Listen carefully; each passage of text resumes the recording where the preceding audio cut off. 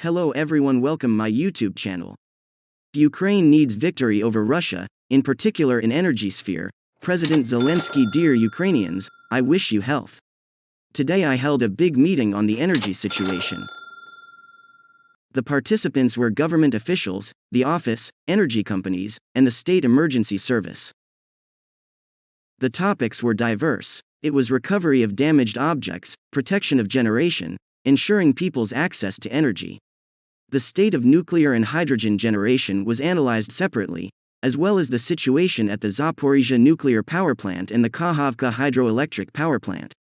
Russian terrorists have created such difficult conditions for our energy workers that no one in Europe has ever seen or encountered. There were no such threats that our specialists are forced to overcome now. And they overcome them with honor.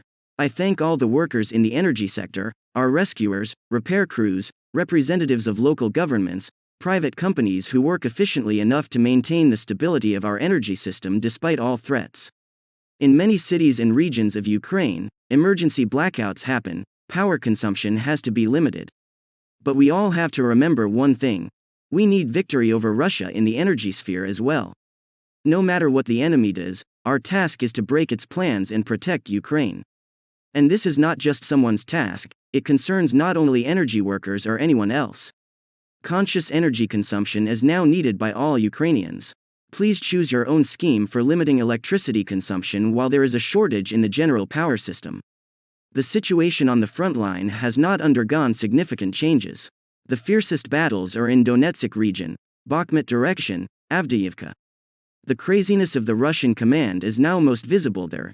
Day after day for months, they drive people there to death, concentrate the maximum power of artillery strikes there. All our soldiers who hold positions in these directions in Donetsk region are simply heroes. Active actions in other directions continue. Today I would like to mention the soldiers of the 25th Airborne Brigade for their bravery in liberating the occupied territories in Luhansk region. In general, we are strengthening our positions everywhere at the front, reducing the capabilities of the occupiers, destroying their logistics and preparing good news for Ukraine. Today, during the day, the air raid alerts sounded several times over most of the territory of our state. The Air Force has results: another helicopter of the occupiers was shot down, another drone. By the way, the total number of downed Russian helicopters is already approaching 250. The Russian occupiers have already lost as much equipment, aircraft and other, as most of the world's armies simply do not have and will never have in service. Russia will not be able to recover these losses. I thank all our fighters for such a gradual and irreversible demilitarization of the enemy. We continue to do everything possible to free our people from Russian captivity. Today, we can finally announce the release of 10 more Ukrainians. Our exchange team is working around the clock. And I want to emphasize once again that any of our frontline units can speed up exchanges by capturing the occupiers. The more Russian soldiers are in our exchange fund, the sooner we will return Ukrainians home from Russia. The president of Guinea-Bissau visited Kyiv today. He also chairs the Economic Community of West African countries. In fact, he is a representative of 15 African countries that are part of this community. And this is the first African leader who visited our country after February 24th. In general, we are consistently expanding our contacts with Africa, filling them with new content. Many negotiations and agreements are taking place for the first time in our history. It is very important that on this continent, where the Kremlin's influence is traditionally significant, they hear the Ukrainian position and know the full truth about what is really happening. We provide it. We also work every day to protect our grain export initiative.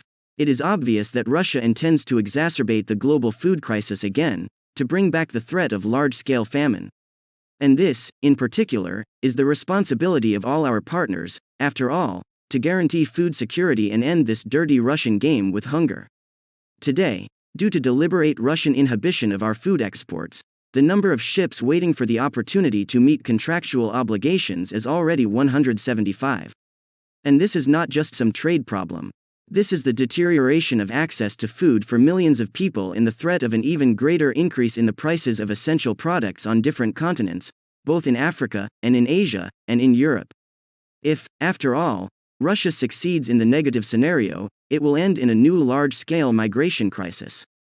Russia as a terrorist state is a terrorist in everything and deserves daily increasing international pressure on it.